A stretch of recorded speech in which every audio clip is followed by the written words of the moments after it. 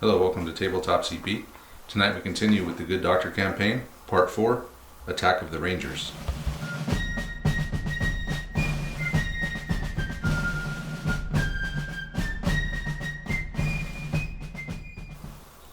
So before we begin the briefing for tonight's game, let's go over the last 3 games in this campaign so far.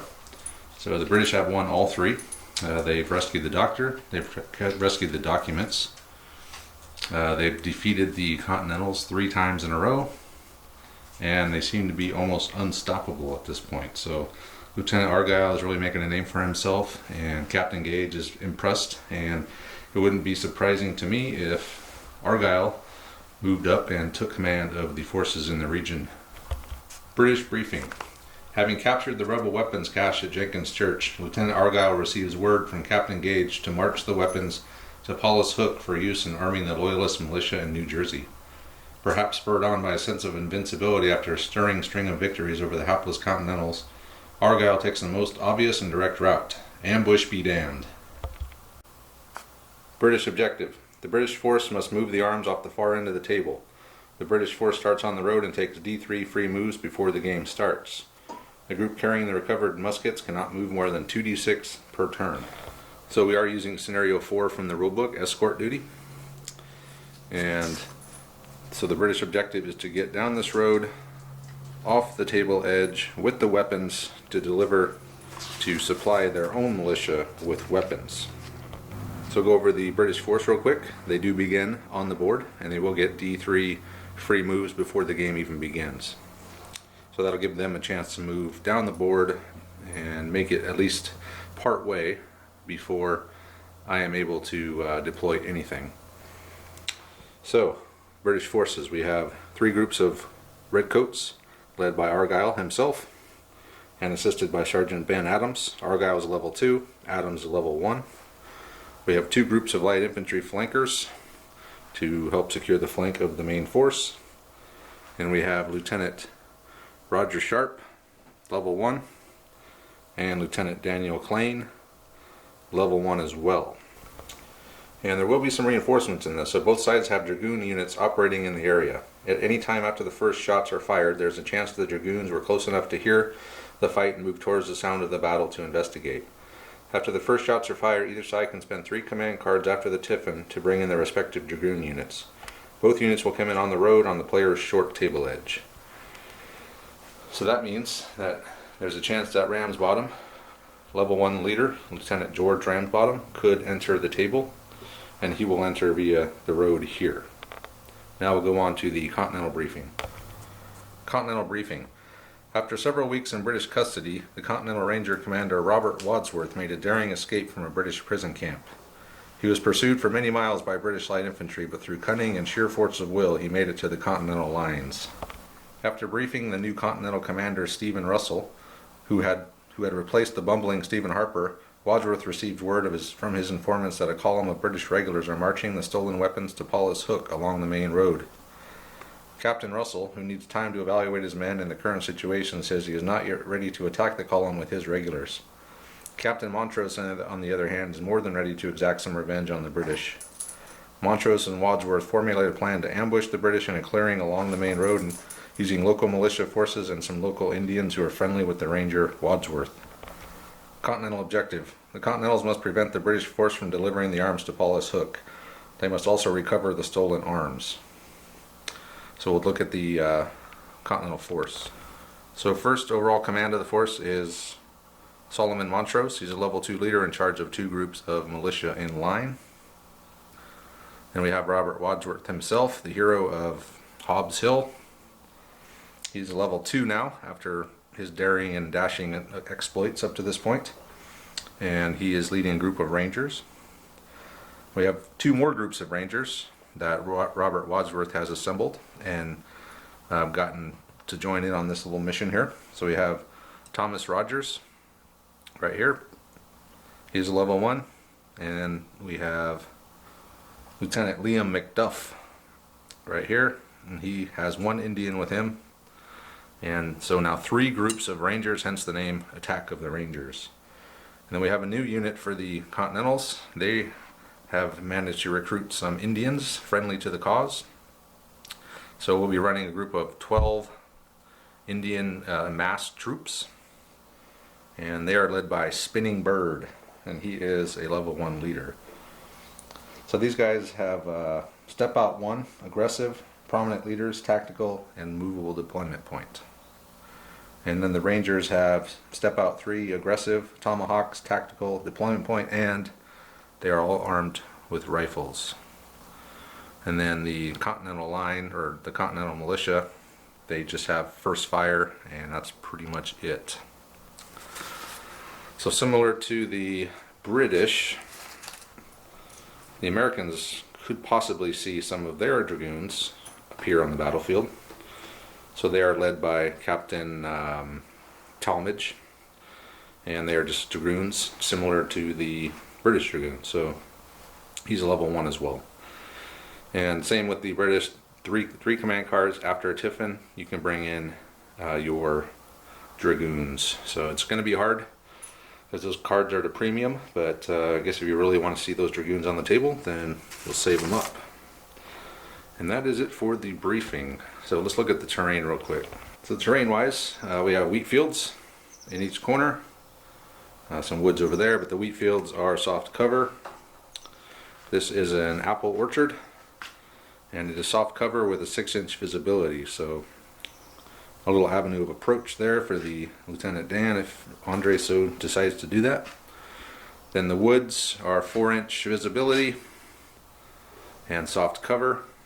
These fences here are just soft cover, and then we have some stone walls around the wheat fields that are soft cover as well, and then the barn will be soft cover. We do have some civilians out here. They're just doing their thing here at the barn. Looks like they're stocking up some barrels, feeding some chickens, so I think they might be in for a rude awakening here pretty soon. So that is it for the briefing, and now we'll go ahead and do our support points, force morale. Oh yeah, Andre cannot take a movable deployment point in this one, as his forces are just coming in sort of nonchalant down the road and heading towards Paulus Hook to deliver the arms. So no movable deployment point for them. But he can bring any other support. So that should do it, and we'll get started right after this. Now real quick before we start, I forgot to mention the deployment options for the Continental. So we are using the escort mission kind of modified. In that one you randomly decide from 2 different points, I believe, on either side. But in this case we're going to do just 2 points, so I can randomly enter from here or from there. So that's where the Continental main deployment point will be placed. So a D6, odds, evens, and yeah, so that'll be the Continental deployment. So also I just want to mention the new Continental Commander, Stephen Russell. He is one of the patrons for the page, or for the the channel. And he, I asked him if he wanted to take charge from the hapless Harper, who I can never remember his name. So this will be good. I won't forget Steve's name, but I always forgot Harper's name. But anyway, so we got 2 characters now named after patrons: Lieutenant Dan Klein and the Continental Commander, Captain Stephen Russell. So thanks to those 2 guys, and thanks to all my patrons really. And if you guys are interested in becoming a patron and helping the page out, and maybe even getting yourself on the table here and leading part of the force, then check out our Patreon page. So anyway, we're ready to start the battle, so let's do it. Alright, so Andre has made his free moves. He only got 1 free move, so everyone just moved up, general advance. Support wise, Andre, we got 7 support points, so he upgraded both of his light infantry to level 2, and he brought a physic, who is this woman here. And she does have some physique. Yeah, she's Lieutenant Dan's lover. Remember Physique. from the very first game, her and Lieutenant Dan were, you know. And then for myself, I took a movable deployment point. So my main deployment point's there. I got a movable deployment point here, and then I brought the flag and the musician, and we're ready to go. So first card, red flag. All right. That's Argyle. Here we go. The ranks. Okay, so Lieutenant Argyle just advanced down the road, happily minding his own business. A nice day for a stroll. Yes, Blue 3. Who is that? I have to remember. Thomas Rogers. He's one of the Rangers. So Rogers deployed here along the fence from that deployment point there. And he is not in range with his rifles yet. Ooh. Whoa. Whoa. Okay, blue flag. Red 4.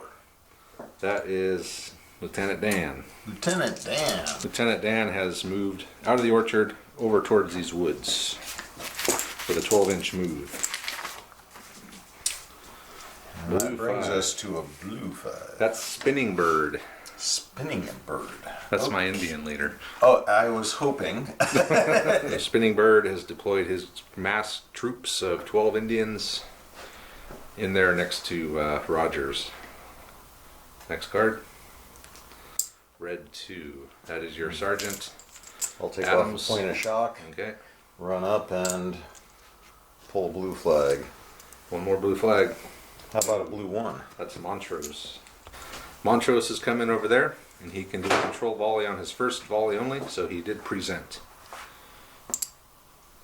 Red 3, that's Roger Sharp. So Sharp moved up 10 to there. Andre just dumped threw all the chips on the floor. Alright, here we go. So now that I stack the chips, He's put them in there in proper order. the joy of being on the floor Blue unseen. 2, Robert Wadsworth. So Wadsworth is coming in over there, protecting Montrose's flank From what? from some crazy 1-inch gap that he's 3 flags. 3 flags for me, but I can't bring in the. I cannot bring in my dragoons until a shot is fired. Should have fired a shot. Yeah, just in the air. Tiffin. Oh man, I could have used those 3 flags to bring in my last group. So really, there's nothing we can do with those flags at this point, is there? Not everybody activated. All right, next turn. All right, next turn. That's your sergeant. He'll take some shock off. Unless you want to detach. Of course, like, he has to be ordered by Argyle to detach. Which I was thinking of, and then I realized he was still attached, and I hadn't really thought through detaching. 4, that's Lieutenant Dan. Lieutenant Dan. Lieutenant Dan has made it into the woods. Okay. Tiffin. All right then. I'll take it. After the Tiffin, he tried to move these men into the orchard, and he got rolled separately to go through this gap. These guys made it, these guys did not, so they're kind of in disarray right now. Next card, next turn. Blue 5, Spinning Bird. The Spinning Bird is moved up 2d6, got an 11, so he's advancing through the wheat field. No shots fired yet, even with rifles. Okay, that's Argyle, so you can try to clean this mess up. So Andre used the command initiatives from Argyle. These are separate groups now. So he ordered one group to move over here, he brought the other group in, and then the next turn he can form them up. And if I can grab just one. Well, we found all the blue flags. Not another flag though. Oh. 2, that's Sergeant Adams, but Yeah. What do you mean, but? what's he gonna do? He's gonna move down the line. Down the line. So he's gonna... Oh, you're gonna get out in the open, okay. So Sergeant Adams, he got a little bit exuberant and went 10 inches this way, so the idea of forming up on a command now is not gonna happen. Montrose. Montrose is gonna stay put. Another flag. That's Wadsworth. Wadsworth will also stay put. That is Rogers, which I believe is this guy. The other guy is McDuff, yeah. So Rogers, this guy here with The one with the one Indian is Rogers. Okay. So Rogers moved all the way up, took all 3 of his moves, but he got up to the wall there. 3. That for you is Roger Sharp. Sharp moved up all of his moves, got what, 12? 12. All the way up into those woods. That is Lieutenant Dan. Lieutenant Dan has moved up 1d6, staying in the woods. Careful not to go too close to the edge. Forgot to bring your muskets with you, Andre. You remember who they were with? They're actually with these guys. Okay. Those guys were in the back. So what'd you pull? Flag. Oh, blue flag, huh? A blue flag. There's no shots fired yet, so I can't bring in Talmadge. How many are left? I would say 3 or 3. 4? 3. So I did use all my flags to bring in McDuff, leader 4, which is a good thing because we found his card underneath the refrigerator. Hey! Did you pull a 4? Okay. Oh well, what am I going to do? There's not going to be any shooting yet this turn, so... okay. Finally get 4 flags, can't do anything with them.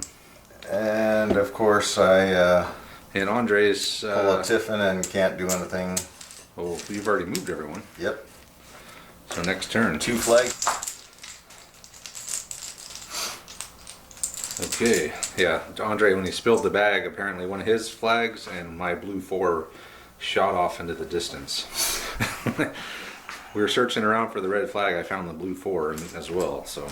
red 1, so that's Argyle. Argyle got both of these groups into formation up at the edge of the orchard. Next card. So he still has one group over here with Martin, not Martin, what the hell's his name? Adams, who can operate on the red 2. 2 flags in a row. Okay, don't I pull a red 2 and then the Tiffin, right? Oh. Blue 5. That's That wasn't the plan. Spinning Bird. Spinning Bird moved his men up further into the wheat field. Okay. Okay, Montrose. Montrose wheeled back to straighten out, waiting for Sharp to come out of those woods. Okay. That's Martin. Adams. So you could try to get him over there into formation. Nice little lady. Okay. So he did make it almost into their formation. And we're just noticing that Argyle is threatening Lieutenant Dan's woman. Next card. Another flag. There's nothing I can do. That's 2 flags in a row. And a 4. That is McDuff. That's this guy here. Yep. McDuff, the ranger leader, is going to have his rangers fire onto this group here. So long range, but first fire and light infantry. So needing 4s. 3 hits. So I'm targeting. We'll put them all onto these guys in the open here. Since they're not quite a formation yet, I can pick a group to fire at. So what do you got? 3 shock. So 3 shock on Sergeant Adams' group. And I will fire and half reload. Next card. 3. That's Rogers. So these guys. So now you're going to start getting peppered, Andre. You noticed that too, huh? I did. So we'll fire same group here. Let me check something real quick. So Rogers is going to fire back at Adams again. And we are in effective range with the rifles. So first fire, light infantry, effective range, needing 3s. Oh, sure. 5 3s. Show off. And the 6. So that's 6 hits. Now you're just showing off. Well, he wants to show Wadsworth that he's worthy of... Well, okay, well, only 1 dead. and 1 shock, so that was actually a good roll for you. Check your leader though. Okay, no, just a dead and a shock. Well, okay, out of all those hits, that's not too bad. So next flag. Red 3. So the red 3 was sharp, and he wound up moving 2 inches up with all 3 of his moves. He got a roll of 6 and moved farther than he wanted. Then he moved back 4, and then he used his other action to just turn back and face the other way. So all that for a 2-inch move up. So what'd you pull? I didn't see. Another red flag. Oh, so you have 4 red flags, okay. So remember, with shots been fired, so you could bring in Ram's bottom at the end after the tiffin, or you could activate someone. I could an extra activation. Snap 2, and yep, yeah. All you do is take 1 command, and they'll be in formation. That'll keep them from getting picked on for sure. I thought they automatically snapped when you were within 1 inch. No, they. You just don't need to make a move. It still takes a command, but you don't have to actually dice off for it. Okay. So I can still do 2 activations. Yes. Okay. Except. So Andre burned all 4 of his flags to activate Argyle. He ordered them to snap in, and then he presented to. Who's that? That's Wadsworth himself. Wadsworth is going to stand fast over there, guarding Montrose's flank. Thought about moving, but man. Hold on. So I also burned all my flags and pulled Rogers back to get out of range of this, because they were in range of Rogers and they could have unloaded on him. Next card. Man, these turns are going. Except for that one time you pulled the tiffin after the 3rd one. Tiffin! Alright, so no dragoons coming in. Yeah, next turn. Okay. And blue flag. Blue flag. Oh no. And tiffin! Sweet, so double phase for me, huh? Oh. So I moved Kicking Bird up with 1 flag. And then the 2nd flag, I finished reloading these guys. And I'm going to fire onto Roger Sharp's men. Needing 5s, just long range, light infantry. 3 hits. I will spread them out on this unit. Okay. Amongst the men. Ooh, I did. Check Sharp. Nope. I'll take it. It's a free kill, so next turn.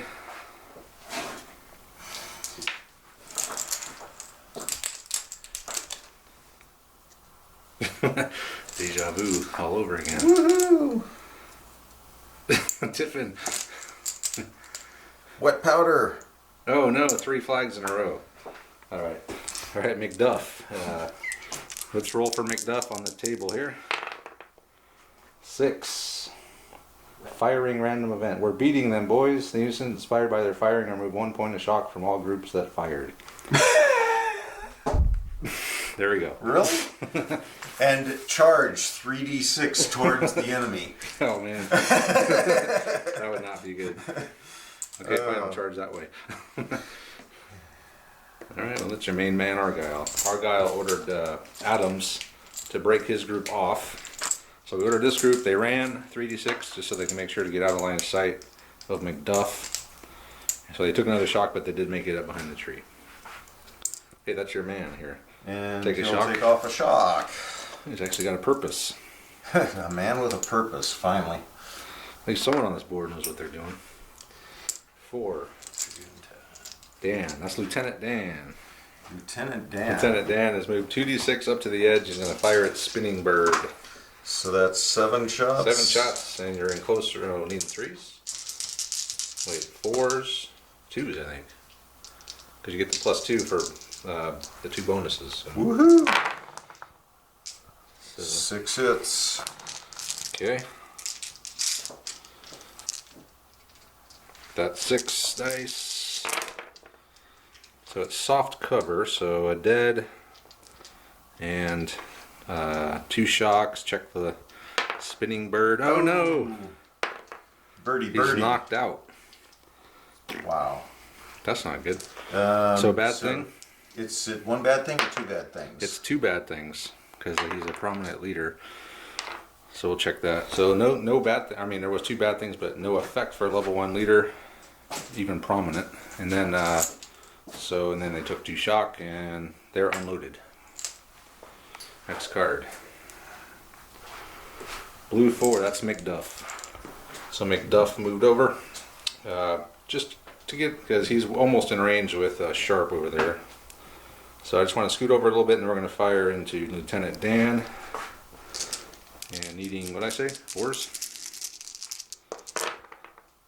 1, 2, 3, 4, 5, 6 hits. Yeah. But you are in hard cover because of your light infantry skills.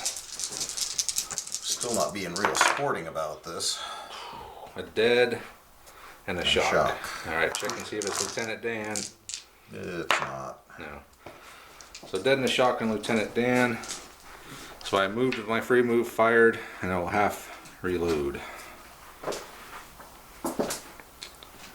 And next card. Steve, can you shock and dead me? On the other side of the world over there. Not the leader. Something red. Red flag. Okay. That's Montrose. Montrose has moved up to the wall and stopped. 5. That's Spinning Bird. He's unconscious. Actually, one thing we've been getting wrong, Andre, is that at the end of the turn, you're supposed to roll for leaders to see if they get up. But we never think of that. We should add that rule to chain of command. All right, that's Wadsworth. What's his name? Forgot his name now. Wadsworth. He just moved up 4 inches towards the woods there. That is Lieutenant Sharp. Okay. So Sharp just moved over towards the edge, staying 4 inches from the edge of the woods, so as to stay out of line of sight. Another flag. How many you got? 2? 2. Okay. And a Tiffin. Damn. What are you thinking, Steve? Is it time to bring Talmadge in? You can't bring Ramsbottom in, but I could bring in my Jenkins. And I might as well. Seems as good a time as any. I was kind of thinking maybe when you got up farther I would bring him in, but I don't think you're going to move a whole lot. So, do I have anyone that hasn't activated? 3. That is Rogers. That's these guys. So I could fire Rogers at Clane, but then I wouldn't be able to bring in my Dragoons. I will think about it. Alright, so I used my 3 flags and brought Talmadge in at the canter. Oh Here boy. he comes. Andre needs to start getting lucky. That's not Andre getting lucky. No. That's, well. That could be the start. Okay. So you have the higher force morale, so I guess you get to do something first. Alright, so he moves Sharp up to the edge. He's going to try his Tau tactics and fall back. So he's going to fire onto Wadsworth. Bam, bam, bam. 4 hits. You did 2s, so 4 hits onto Wadsworth. So it's a dead and 2 shock. Aren't you in the open? Oh, you're... It's not Wadsworth. Yeah. So 2 shock and 1 dead guy. And then he's going to try to move back. Okay, so here's our back move. Exactly what I was Beautiful, hoping to guys. see. Beautiful. So Wadsworth is going to fire now at the rear side of Roger Sharp, since when he went back, he's facing the wrong way. So only got 5 shots, I lost a man, and I have 2 shock. 5 hits. So you are in hard cover, but it will be double shock should you take any. Is anything going to go right tonight? It's one of those nights. So you took 4 shock, which could pretty much render him. Of course, he's a level 2. He did upgrade both of his light infantry leaders to level 2. And next turn. All right, give me Wadsworth again, and I can see if I can do some real damage to Roger Sharp. Something red. Okay. It's your main man, Argyle again. First draw. Exactly what you wanted last time. No, I'm just kidding. Joy. Argyle moved his man at the 45 over this direction. Come on, give me something blue, Andre. Yeah, because you need some love, huh? I do. That's the Lieutenant Dan, so they can do something. I thought he was 3. No, he's 4. Okay. 3 is Sharp over there in the other woods. So he pulled the shock, reloaded, and he's going to fire. Need 3s this time. On to Spinning Bird. How many is that? 5. 5. Oh, and I did roll for a Spinning Bird. You didn't get it. So it's 3 more shock. So he's up to 5 shock all of a sudden. So that unit's pretty much combat ineffective now. Next card. Oh, you have 1 thing left. You're going to move back. I don't know that I need to move. So Wadsworth moved up his free move. He was unloaded, but he's going to tap reload and fire. So I am within 12 because it's effectively a musket at this point. So needing 3s. 1, 2, 3, 4, 5 hits. Come on, some more shock. It's another dead and a shock, so check and see if it's sharp. No, but it is a dead and 2 more shock. So what do you got now? 6 shock with 6 guys? 5 guys. Oh, so you're going to, hold on. So 5 shock with 5 men, so he's still hanging tight.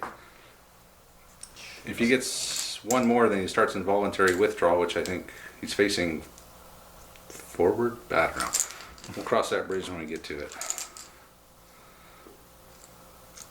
Got 3 flags in a row? 3 in a row. Okay. And he wet his powder. Alright, so firing a random event for Wadsworth. 8, that's different. 3 rounds of Bloody Minute. The unit immediately takes 1 additional firing related action. So I was unloaded, so I'll tap reload then. Awesome. Alright, next card.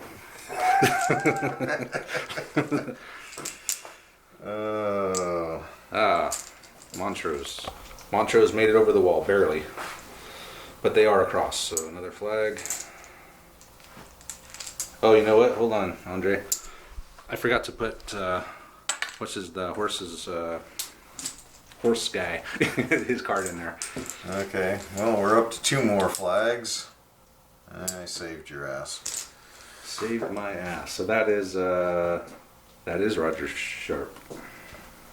So Roger Sharp pulled 3. He used the 2 flags, pulled 3 shock, and then moved the men back out there. There's a 4th flag. Hold on a second. Let me think about what I want to do. All right, I'm not going to activate anything yet. 5. Spinning Bird. He's down for the count. There's the Tiffin. Okay.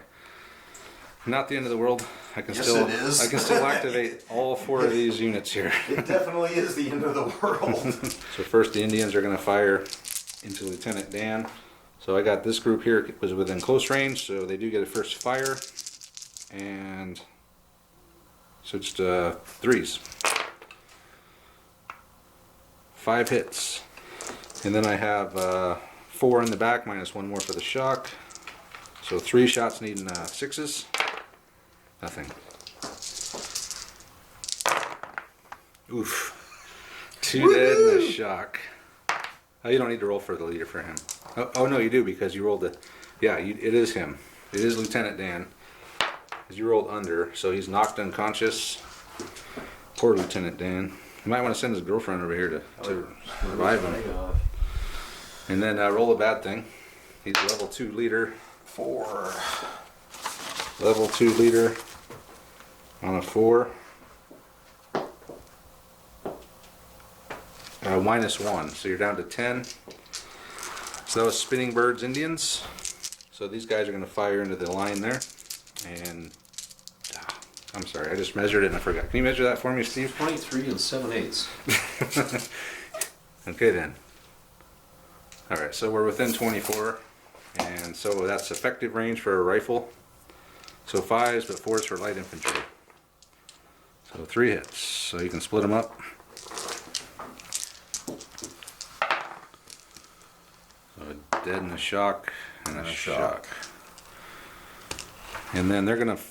They have 2 action, or they have 1 action left and 1 free. So I'm gonna fall back 1d6, and then turn around.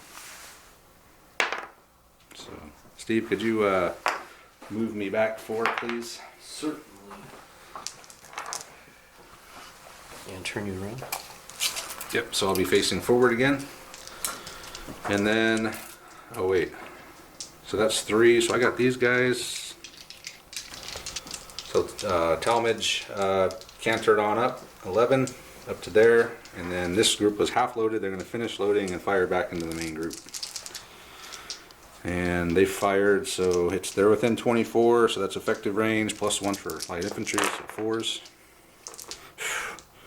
Wow. 6 hits. Only 6 this time. Yeah. We gotta split them up, but 3 and 3. okay. So a shock, and then 2 shock and a dead. So check your leader. No. So we'll sort it out, and that is all 4 of my flags. And next turn. All right, next turn. Okay. Blue 3, that is Rogers. I believe that is this guy, right? Yeah, because that's McDuff. Yeah.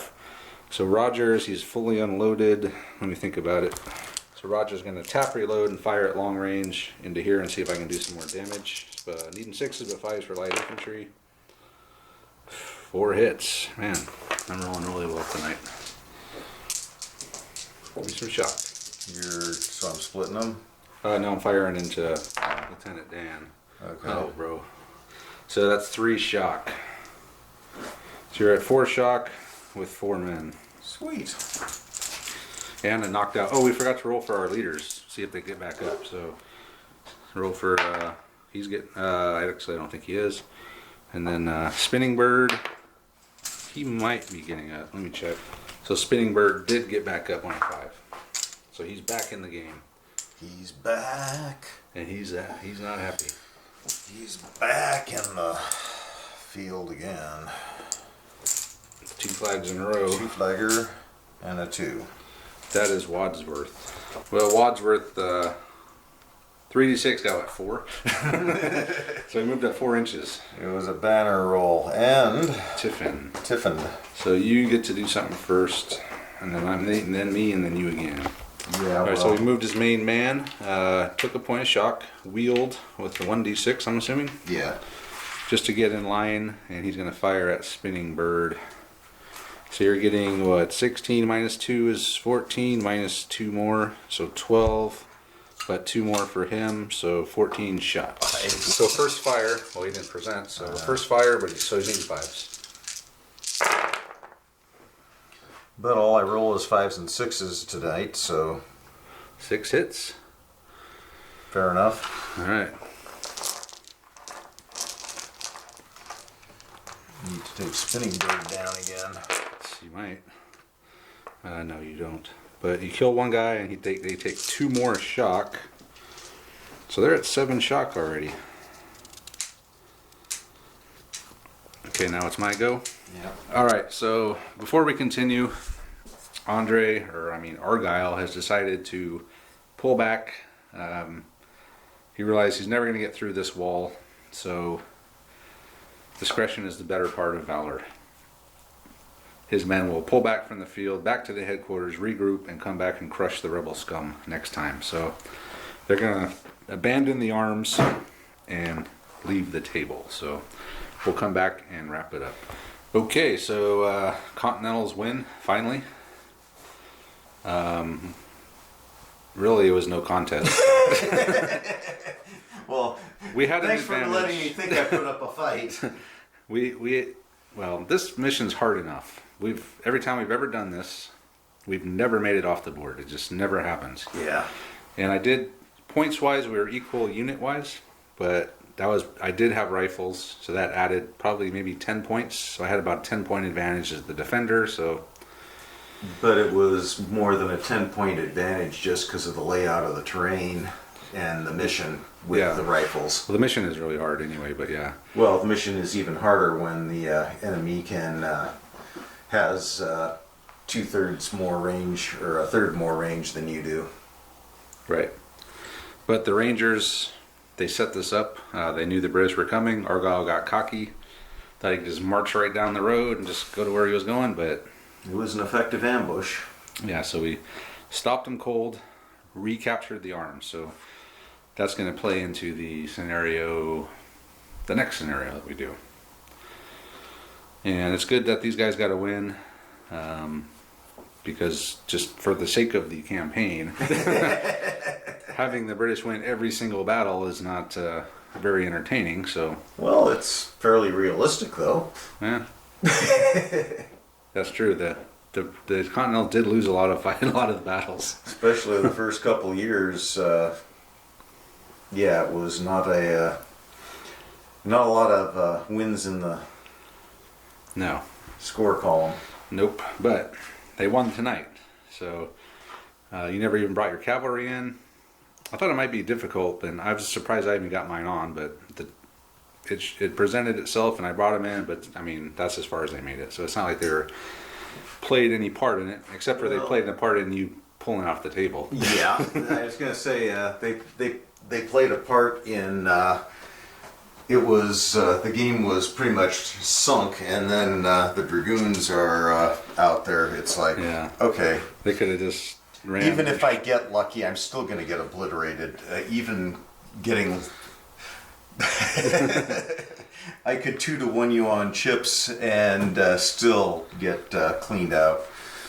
Well, you did good when you killed or you knocked out Spinning Bird, but But I rolling didn't get- twice. I didn't get any Right. force morale. It could have been bad with the prominent leader, but I rolled a 1 and a 2 on that roll. Yep, and I was trying to focus a little fire over there just because he was a prominent leader, and I've got the line shooting down that way. Yeah. I was thinking, okay, they're unloaded, they've got 7 shock, and I can't even think about assaulting. Even if I was at full strength, it probably was a lousy idea, but It would have been tough because, I mean, you would have got the tomahawks if you charged. I wouldn't get them. But I do have, I mean, I'm aggressive. It wouldn't have been, you got a lot of dudes. yeah. But that doesn't really matter in this game because it's based on how many dudes, like percentage-wise, you have of guys, not how many guys you have. Well, yeah. So, But it's still, their tribe, so they would have had 8. You would have had 6. Yeah, I would have had a definite advantage. In the sense, ever since Lieutenant Dan got wounded, that just made it even more unlikely that you were going to do something like that. well, you being unloaded was really the Unloaded. Yes, that would have dropped big me. factor. Definitely, that would have dropped me 2d6. Oh, that's not enough. No.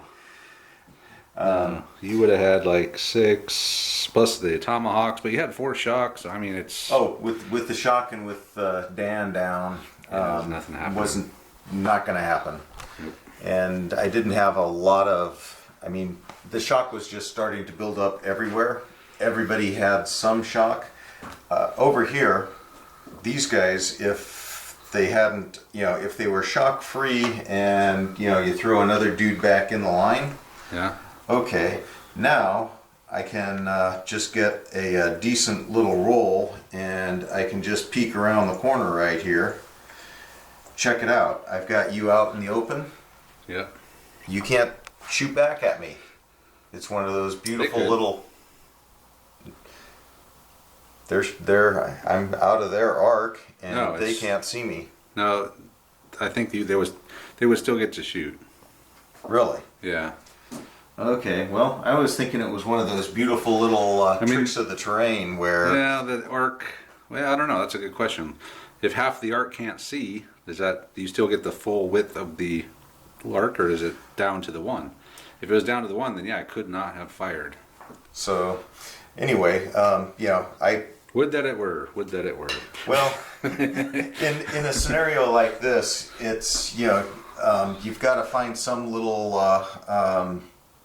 something to exploit, and you'll notice Travis wasn't leaving very large gaps along his flanks. Literally no gap. I learned my lesson last game. Always have the flanks covered, man, at all times. Yeah, so I was trying to come in with a big line, but wasn't able to, pull that in. I couldn't move my line up and keep the shock off, and No, it's I should have made my main man a level 4. oh yeah, that would have been really good. Yeah, Then you would have had 5 commands between him and the sergeant. You could have Yeah. removed a shitload of dice or shock every turn. and I could have maneuvered that huge line and just kept close to one of my ranger units, ordering them also, and it would have worked out reasonably well. It's just I'm always, when you've got a level 1 leader, That's level 2 though. but when you've got a level 1 leader, you can almost never remove shock because they always have to be doing firing or moving. Right. It's rare that you have the luxury of sitting there being able to just pull off shock, and if you're just pulling one shock, Well, that's You- what the flags. You'd have to use flags. To yeah, versus- so you've got to burn flags, and so the shock just tends to pile up, and it's rare that you're able to make the units effective again. So I thought, okay, I'll make both of them level 2 leaders so that I can manage the shock a little better. But it really was detrimental in being able to maneuver that large line. Almost every turn for the first 4 or 5 turns, I was wishing I had one more command Yeah. over Oh, the there. whole time. Yeah. And it's it's like, oh man. So I know we both agreed I made the right decision at the beginning of the game, splitting and just having 2 little 2 leaders. But here at the end, it's like it didn't play out that way. Is it statistically a good maneuver? I don't know. There's something to be said for putting all your eggs in that main man's basket, because when he's got some power, he can wield it, and you got to have an advantage that's potent enough to do something. Yeah. Level 4 leader on a big group, 3, even 4 groups. Yeah. That would be actually like a tank just rolling through, because you could keep removing shock. You could use flag. I mean, you could, if you had the drummer or the musician to extend your range, you would have the option to move other units. Yep. Maybe next time we should try that. Well, I'm sure we've done it before. Next game, maybe we'll do like more of just a pitched battle. Like, I think it's time that this campaign goes into. It's time to get the big forces on the table and just slug it out, man. Have a slugfest again. Yeah, I think that might be doable. Yeah. That might be what's next. Get four groups each. Some light infantry. Actually, you could do 4 groups of line. You could do the other 2 groups of light infantry in line, and you could have the Indians as your light infantry. And I could do 4 groups of Continental line. I could do 2 groups of militia, 3 groups of militia. 4 groups of Continental line and 3 groups of Continental militia. Wow. That'd be a hell of a battle. That's Just an open field and just go for it. That's some Cannon. serious. The cannons. You're gonna throw the dragoons in there too? Might as well. Do a game where just put every model we have on the table and just blast away. Might want to start earlier that night. Not gonna be quite as short as this. So I was kind of saving that to be like the finale of the campaign, the big pitched battle at the end. Well, maybe we're getting close to that, and Yeah, we could be at the we finale. switch back over to the road to Sterling for our campaign. Yeah, we could always end this anytime, really. So, but anyway, yeah, it was a good game. The Continentals won, which we kind of figured was going to happen. That was fairly foregone. We Yeah. didn't really realize that I was just going to be so impotent through the whole thing. I mean, Well, there was a couple times there where I thought maybe you had something, a little bit of an upper hand, but like this move here, when Yeah. you got him, I was like, that's not a good sign for the future when my prominent leader gets knocked Yeah. down, but then I didn't lose any morale for it. Well, and it wasn't even that so much as I knew bringing him up that you had so much rifle power here. It's 3-on-1. yeah, I'm not going to win that battle. and that's what it looks like. Yeah. I wounded Lieutenant Dan. You lost some guys. You got 4 shocks. So And the only upside to that was, yes, it did relieve some pressure on the main line, but the main line was already fractured, and it's, even still, I'm just kind of inching up and wound up with 4 shock. yeah, it was very tough. This is always a tough mission, and it's more tough when these odds are already stacked against you. But that's what you pay. The price you pay for the arrogance, Argyle. Yeah, well, and honestly, I kind of like the challenge of, having an underdog, being an underdog scenario where it's not, if you win, it's going to be, luck and good strategy. Oh yeah, if you want this, that would you be gotta have both. And, epic. playing for the luck. I mean, I was trying to maneuver around where, okay, can I get lucky here? And I didn't. Travis was I got rolling lucky. hot, I got and hot. Yeah, you guys were hot tonight. I just got shellacked. I mean, I could have literally probably had half again as many models on the table and still would have been just stopped cold right here. Yeah, it's tough. So anyway, went a little long on the wrap up this time, but that's because it was a short battle. So we'll end it now. Again, I mentioned it earlier, but check out the Patreon page. If you want to help the channel out, get better. Check out the Facebook group if you want to see what's going on behind the scenes here, and just some other, a lot of other guys on there that have a lot of good stuff that they post all the time. So thanks to all those guys who were part of the group.